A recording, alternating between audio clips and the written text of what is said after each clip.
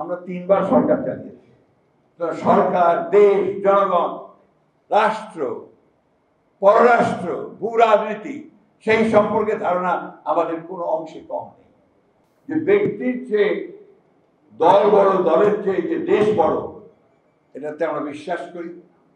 আমরা খুব সোজা কথায় বিশ্বাস করি একটা লিবারেল ডেমোক্রেসিতে। আমরা বিশ্বাস করি যে নির্বাচনের মাধ্যমে ক্ষমতার পরিবর্তন হবে এবং সেই নির্বাচিত সরকারই একমাত্র দেশ চালাবে এবং তার সমস্যাগুলো সমাধান করবে। আমরা কেন এই সরকারের কাছে সব যাচ্ছি? এটা অন্তর্বর্তীকালীন সরকার। এখানে যারা আছেন তাদের রাজনীতি সম্পর্কে, দেশের মানুষ সম্পর্কে আমাদের চেয়ে বেশি ধারণা আছে নাকি? আমরা যা রাজনীতি করছি বা আপনারা সাংবাদিকরা, না, নেই। কিন্তু আমরা তাদের দায়িত্ব দিয়েছি, তারা তৈরি করুক, তারা আলোচনা করছি, আলোচনা করে যেটা আমাদের কাছে গ্রহণযোগ্য হচ্ছে সেটা আমরা আলোচনা করে নিয়ে নিচ্ছি। আমি আজকে ডক্টর প্রফেসর ইউনূসকে ধন্যবাদ দিতে চাই এই ফোরাম থেকে, যে তিনি নির্দেশ দিয়েছেন ডিসেম্বরের মধ্যে নির্বাচনের সব কাজ গুছিয়ে রাখার জন্য নির্বাচন কমিশনকে। এটা একটা অত্যন্ত ইতিবাচক ব্যাপার, and he deserves thanks for that. আমরা আশা করব যে নির্বাচন কমিশন এই কাজটা খুব দ্রুততার সঙ্গে শেষ করে তার নির্বাচনের একটা পরিবেশ তৈরি করবে।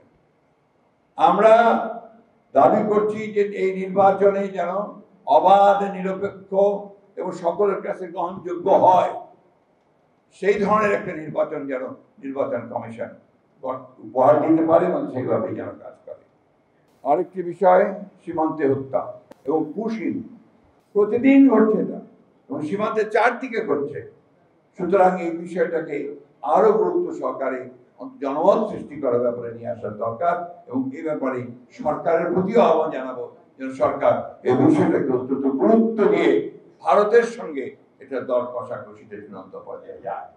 আরেকটা বিষয় আছে, পানির হিস্সা। আবার ফেনীতে বন্যা শুরু হয়েছে, এখন বর্ষাকাল আরো শুরু হবে।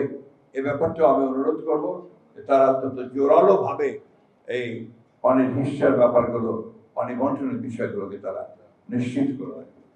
জাতীয় ঐক্য সবচেয়ে বড় জিনিস আপনারা বলেছেন, আমরা বিশ্বাস করি সবচেয়ে বড় জাতীয় ঐক্য তৈরি করা দরকার। জাতীয় ঐক্য কোন জায়গায় হবে? জাতীয় ঐক্য হবে আমার গণতান্ত্রিক অধিকারকে রক্ষা করার ক্ষেত্রে। আমি তোমার সঙ্গে একমত হব না, কিন্তু তোমার মত প্রকাশের স্বাধীনতাকে রক্ষা করবার জন্য আমি আমার প্রাণ বিসর্জন দেব, এটাই জাতীয় ঐক্য। And that is democracy. গণতন্ত্র সেটাই, পরমত সহিষ্ণুতা। দুর্ভাগ্য আমাদের যে বাংলাদেশে আমরা সেই গণতন্ত্রটাকে কখনোই ওইভাবে চর্চা করি নাই। আপনি যদি চর্চাই না করেন, কারণ গণতন্ত্র তো একটা কালচার, এটা একটা কালচার, এটাকে যদি চর্চা না করেন আপনি ওই জায়গায় পৌঁছবেন কি করে?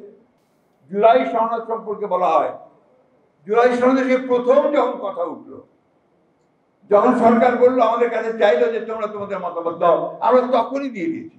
এরপর এখন আবার কয়েকদিন আগে সরকারের তরফ থেকে আমাদের কাছে মতামত চাওয়া হয়েছে, আমরা গতকাল রাত্রে সেই সব মতামত পুরো দিয়ে দিয়েছি।